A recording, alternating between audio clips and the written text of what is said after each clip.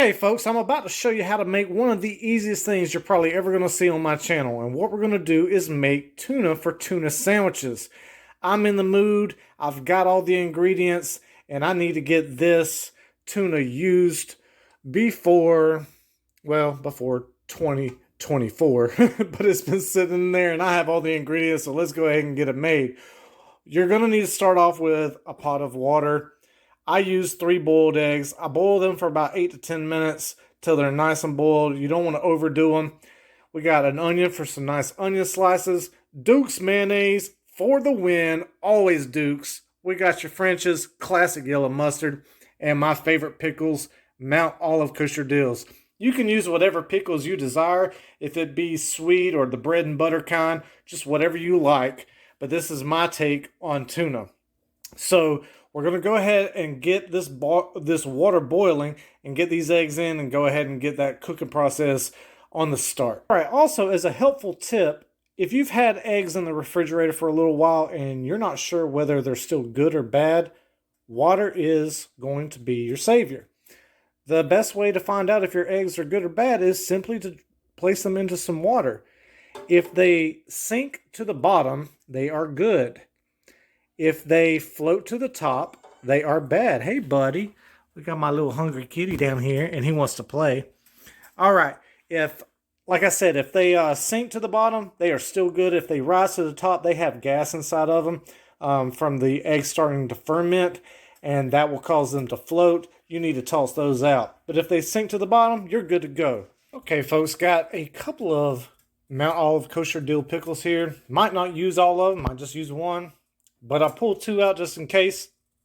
I love pickle in my tuna. Another thing I was just thinking about as I was pulling out my cutting board.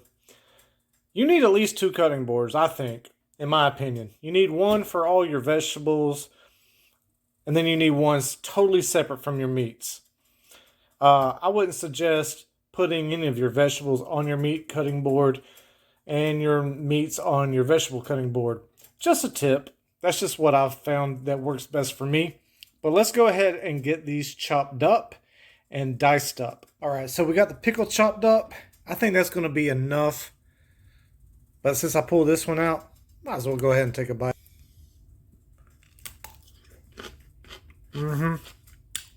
All day. Literally the best pickles you can ever buy. I've had them all. I've had Clausen. I've had all the other brands. Mount Olive is the way to go. Okay, so let's talk about your can opener. Just for a second. And don't make fun of mine. I know it's got a little bit of rust on it. I've had it for a long time. It's really old. But do you see how it's got 2 wheels on it? You got one flat and one in an angle. A lot of times people, when they have to go to open a can, will just open it like that. And that works. It works just fine. But then you're left having to dig this silver piece out with a spoon or a fork or something. It's usually got sharp edges on it. But what I suggest doing is you take the flat side and put it down onto the metal surface and let that secondary wheel catch underneath the lip, and you can remove the entire lip and pull the whole top off in one easy just one easy stroke there. I'll show you what I'm talking about. Okay, so I've ran the can opener around the way that I do it, and literally you can just pull the entire lid off like this. Just like that. Now what we're going to do now is strain all the juice out from this can.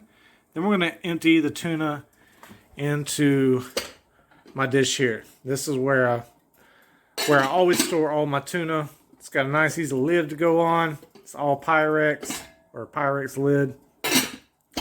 And this can easily be stored in the refrigerator. You can eat on this for a couple of days. Okay, the eggs are coming to a boil. Well, the water's coming to a boil. And I set the timer for 9 minutes. We're down to 8 now.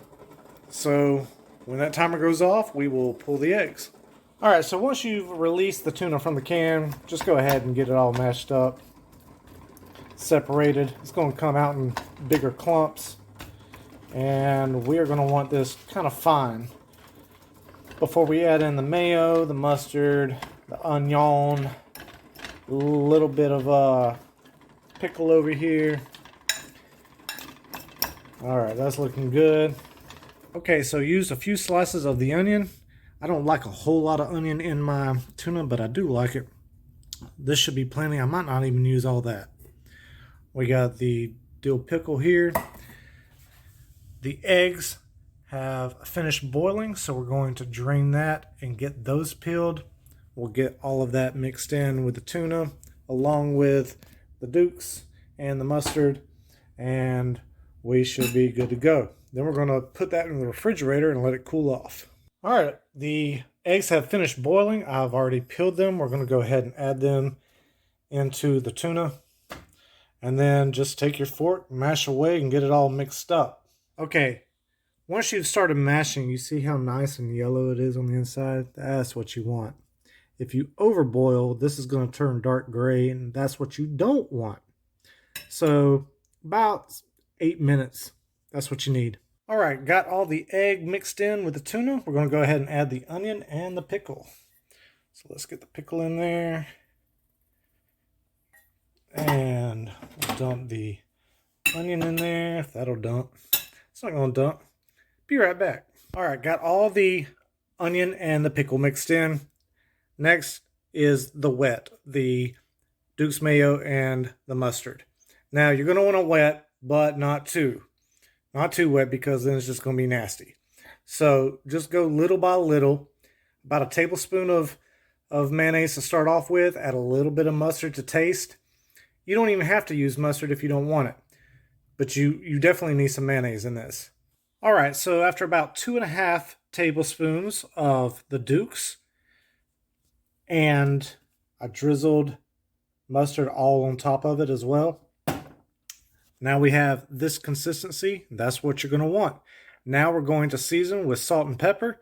Then we're going to put it in the refrigerator for about an hour, let it cool off, because it is still warm now from the boiled eggs. And then we'll be ready to make sandwiches. All right, got some kosher salt and coarse ground black pepper here, and we're just going to season all throughout.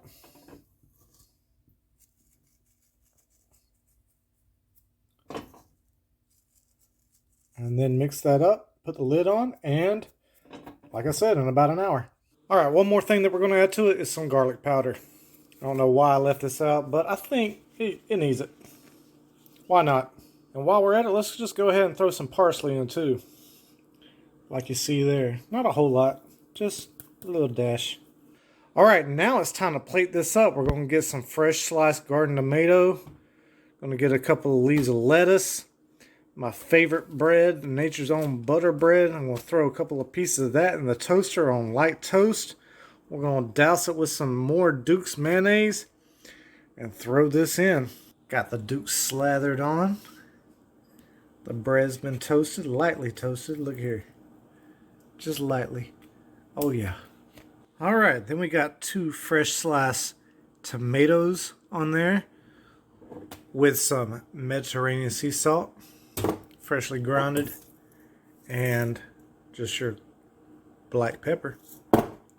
Now, this is, snack time with Tatted. So we're going on a paper plate. All right. And then we smother that bottom piece with some oh so yummy tuna.